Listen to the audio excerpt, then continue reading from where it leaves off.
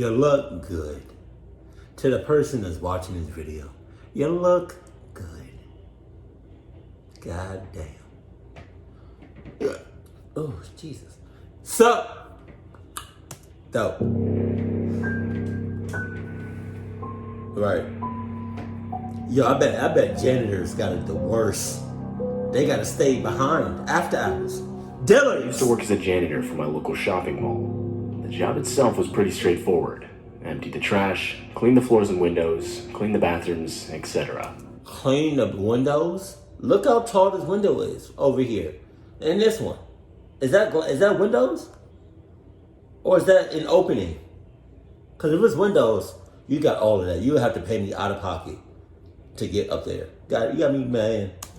The only thing I didn't like about the job was that it required us to do all of this during non-business hours, which essentially meant my sleep schedule was completely opposite to that of a regular person. The mall wasn't that big, and so usually the only other people working at the same time as me were 1 or 2 security guards and maybe 1 other janitor. But the night this whole story takes place, I was the only janitor scheduled. As far as I can remember, there was supposed to be 1 security guard scheduled, though I hadn't seen him yet, and it was already 3 a.m. and halfway through my shift, so I honestly don't even know if he was there or not. It wasn't completely unheard of for me to not run into the security guard for a while, but this guy specifically was notorious for not showing up to a lot of his shifts, so there was actually a decent chance I was working completely alone that night. God damn. I was doing the regular, cleaning the floors while I slowly made my way towards the back of the mall. Something I should mention is I would always work with my... Man, yo, that's gotta be scary as shit. To not only to be at a mall by yourself, but to be at a mall by yourself after hours.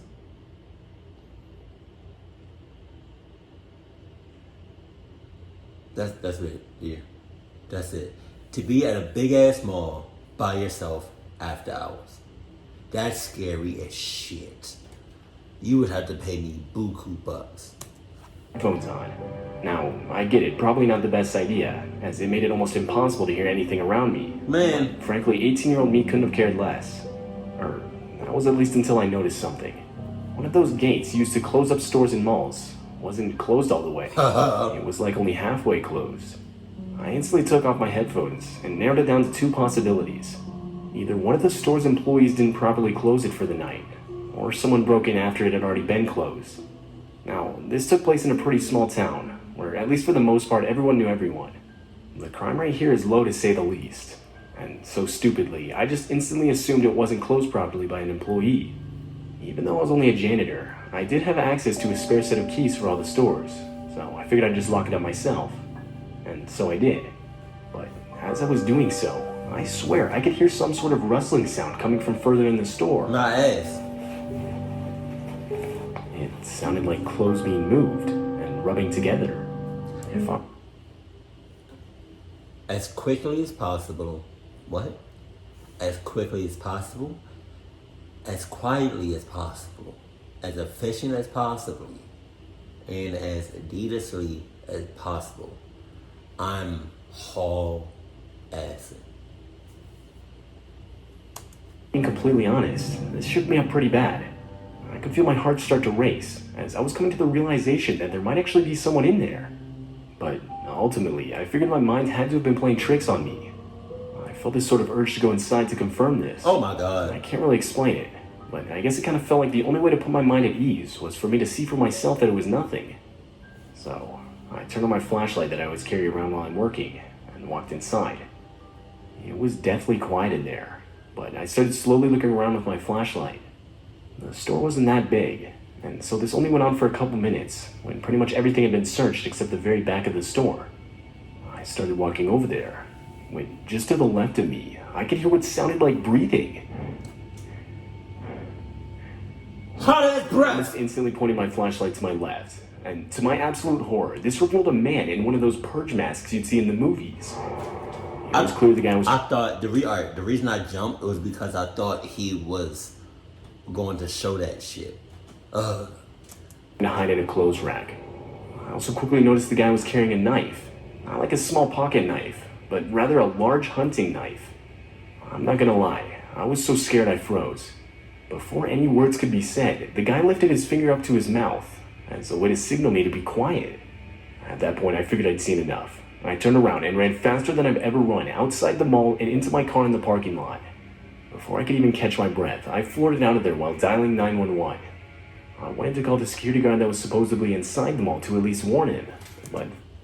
Yeah, but that motherfucker was in cahoots. One, I didn't know his phone number. And two, like I said earlier, I didn't even know if he showed up for work that night.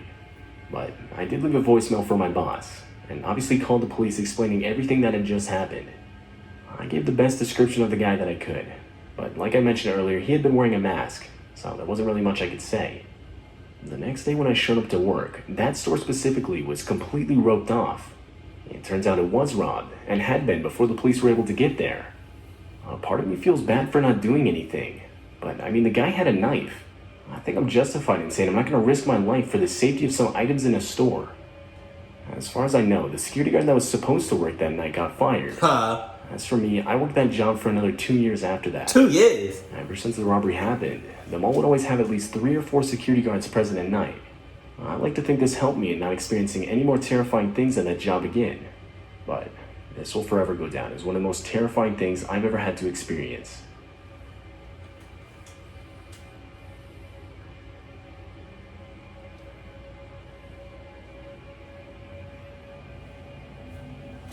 I was 17 and in my 3rd year of high school when this took place. The high school I went to had always been small, though for whatever reason this year in particular had a record high number of total students. And obviously with more students, this required more employees for the school, which included school janitors. In my opinion, it always felt like the school needed more janitors, and so it was actually kind of nice to see the school finally doing something about it. Though, needless to say, the process was slow. I mean, by this point it was already 2 weeks till winter break, and the school was still scrambling to find more janitors to hire. They had hired a few, but still clearly not enough to account for the total amount of students. Anyway, with winter break just around the corner, a lot of my classes had big project deadlines coming up. And so on Wednesday, me and my 3 friends decided to stay behind after school to complete a group project that we had honestly barely even started on yet. We worked in the classroom for our English class, as our English teacher, Mr. Simmons, was actually really nice, and we knew he wouldn't care if we stayed late in his classroom to complete our project. After maybe a couple hours of work, he would finally leave for the night. He left the classroom unlocked, and simply told us that when we were done, we would have to get a janitor to lock it for us. We worked for another couple hours, and that's around the time we were actually starting to finish the project. I opted to go find a janitor to lock the classroom for us, as I figured the quicker we could find one, the quicker we could go home. As I was walking down the halls alone, I couldn't help but get this incredibly eerie feeling. Being that it was winter, even though it was only around 7 p.m., there was absolutely no daylight coming in from the windows. It also didn't help that half the school's lights were already turned off by now, and that along with the fact that the school's practically empty of people, made for a really disturbing setting. I looked for a janitor for a good 10 minutes, but couldn't find anyone. It was like there was no one else on the ground floor except me and my 3 friends. As far as I knew, this wasn't normal at all. I was sure there were always at least a few janitors working during non-school hours. But that's when I walked past the stairs leading down to the basement of the school. Oh my God. From what I could see, there were even less lights on down there than where I was. I stood at the top of the stairs for a good couple minutes, debating if I really wanted to go down there or not. The fact that you really think about that shit lets me know that you like a club gene. Because you literally said the basement is darker than what you're already in. And what you're already in right now is dark. So why did that even cross your mind? But that's when I heard what sounded like a vacuum. I figured that had to be a janitor, and so I started to walk down the stairs. Now, our school was set up so that right when you go down to the basement, the classroom just to the right was the computer room. I looked inside, as that's where it sounded like the noise was coming from. But that's when I realized it wasn't a vacuum. Rather, one of the computers was being powered on. And standing right next to it was a dark figure with his back to me, only illuminated by the dim light of the computer. Even in the darkness, I could tell the guy was wearing one of our school's janitor uniforms. I had absolutely no idea why a janitor would be powering up a school computer, but I disregarded it and said, hey man, is there a chance you could lock up a classroom for me? The guy stood up from his hunched position and turned around to look at me, but he didn't respond. He was just standing there. Hello? A few more seconds of silence, when out of nowhere, the guy started full-on sprinting in my direction. Shit! The guy ran so fast, I barely had time to register what was going on. I, of course, turned around and ran back up the stairs, just to look back and see the guy was... Don't do that. Don't say that. Talking about some I, of course, ran them back upstairs. Of course? You really gonna say, of course? You know? I gotta be honest with you. I wouldn't have thought you would have ran back upstairs because you went down there being as though it was darker down there than what you was already in. You talking about some of course. Don't of course that. Talking about I of course ran back up. Don't of course that. Do not of course that. Nowhere to be found. I figured he just ran further down the basement hallway. But that's when I realized these stairs were the only way out of the basement. There weren't even windows down there. Whether that was an actual janitor or not, I didn't care. I called the police and reported the situation. I then called my friends, who came to stand at the top of the basement stairs with me and wait for the police to arrive. And when the police finally got there, we would lead them to the basement, where we would be told to wait upstairs while they searched it. 20 minutes later, the police would come back up the stairs, now with a man in at least his early 60s in a janitor's uniform and in handcuffs. I instantly recognized him as the same man I had seen in the computer room. It later turned out that the man had been living in one of the school's basement supply closets for the better part of a week, which is where he had gotten the janitor's uniform in the first place. Left behind in the closet was a makeshift mattress, many empty food and drink containers, and most disturbingly, multiple Polaroid pictures of the school itself, some even featuring unsuspecting kids in classrooms, or even just in the hallway during school hours. The guy was quite literally hiding in plain sight throughout the day, and was only getting away with it due to the vast amount of new janitors being hired, which allowed him to blend in with them. The man would of course be arrested, and this whole situation would actually cause the school to shut down for the rest of the week. The only thing still unclear, at least to me, are the guy's motives. Why he had all those Polaroid pictures of both the school and the students themselves, or even why he was in the computer room at night, still doesn't make any sense to me.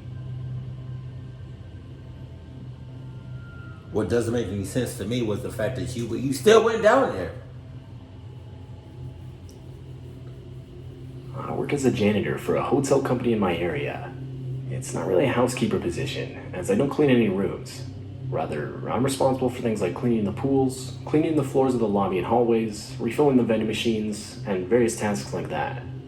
The company owns a few different hotels in the area, and since I work for the company itself, it's not uncommon for me to be constantly going back and forth between hotels during my shifts. The shifts themselves are always in the dead of the night, so as not to disturb guests.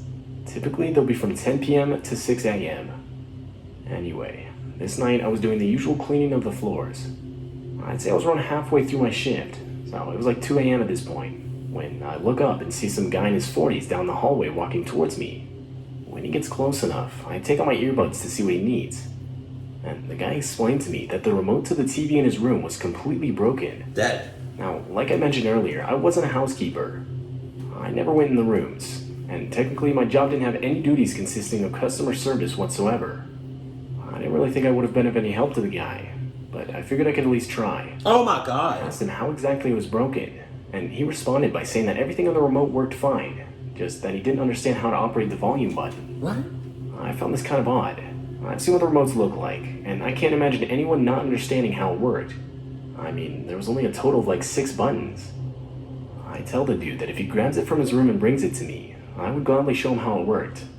But for whatever reason, that set him off. The guy starts complaining, saying how bad the customer service is, and how it would be so much easier if I just came to his room quick. Oh yeah? Tough my ass. Not today. Not today. You got the wrong one tonight. What you talking about? Move. Why did I? Either this is what's going to happen. Either I stay right here.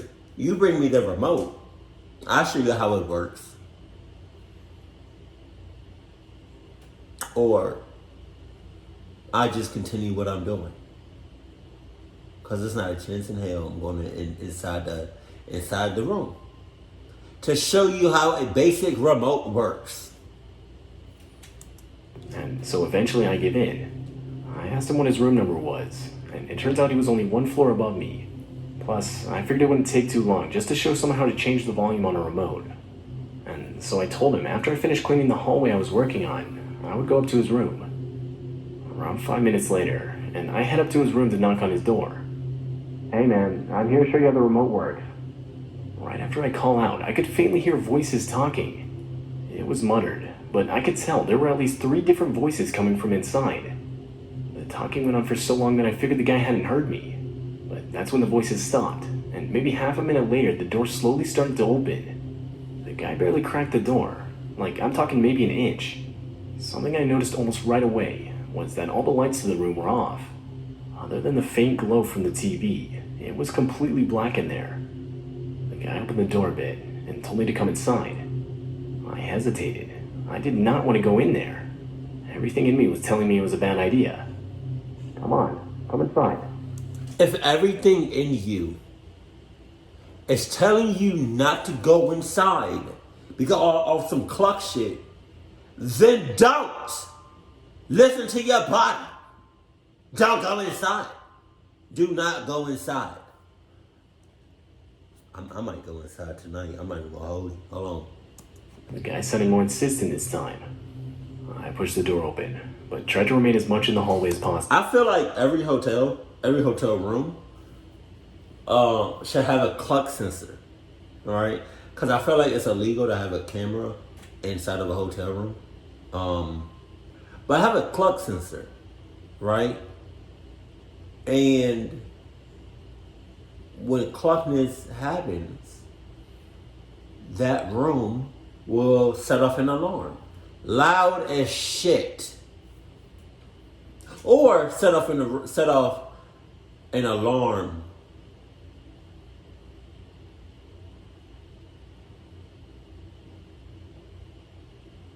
Huh. That's an idea. I'm gonna see if I can patent that. That's an idea. I don't know if hotel rooms have that.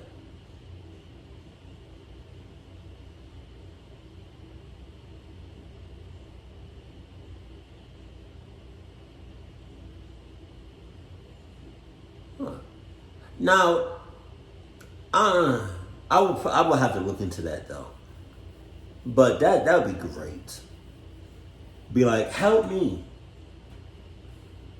I don't know. I literally just thought about it, so I would have to I would have to do some research on that. But yeah, that's a possibility. I also took the opportunity to reach for the light switch just inside the door and turn it on. And to my horror, this revealed that the guy was completely alone in the room. I know for a fact I heard multiple voices coming from the room just a few seconds earlier. My mind was racing. I started to panic, thinking more people could have been intentionally hiding in the room. I tried to quickly explain the volume switch from where I was standing, but the guy interrupted me, saying I needed to come inside and show him. I reached out my hand and asked for the remote, but the guy backed further into the room and gave me the hand signal, meaning I needed to come to him. And I figured that was it. There was absolutely no way I was going inside that room. Without saying anything, I turned around and got out of there. But before getting in my car and driving off, I would warn the people working at the front desk. I thought about calling the police, but ultimately decided against it, as the guy technically didn't do anything illegal. Yes, he did. I couldn't really prove that he had intended to. I mean, I don't even know what his real intentions were. But at least in my mind, I definitely avoided a very dangerous and even possibly life-threatening situation that night.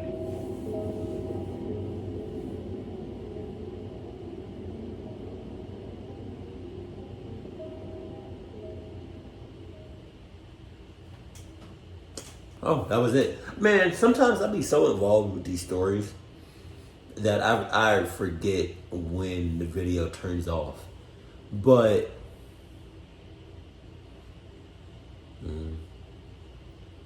I told y'all, I feel like janitors have it worse. You know, sometimes they there to they are there to after hours. And a lot of cluck shit happens after hours. So janitor jobs, they risky. For anybody that does it or have done it,